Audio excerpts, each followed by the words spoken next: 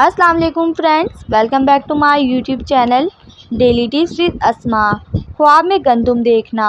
خواب میں گندم دیکھنا مال حلال ہے جو لوگوں کی تکلیف سے ملتا ہے۔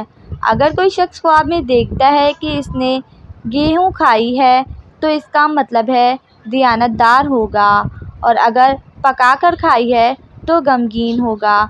لیکن اگر کوئی شخص خواب میں دیکھتا ہے کہ اس کا منہ پیٹ تک خشک گندم سے بھرا ہوا ہے تو اس کا مطلب ہے اس کی عمر ختم ہونے والی ہے۔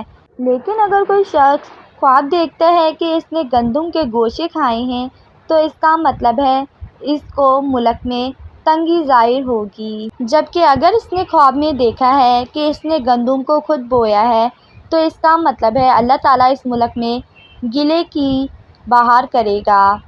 خواب میں گندم دیکھنے کی 3 وجہ ہیں۔ نمبر 1، ولایت سے معزول ہونا۔ نمبر 2، نفرت۔ نمبر 3، مسافری۔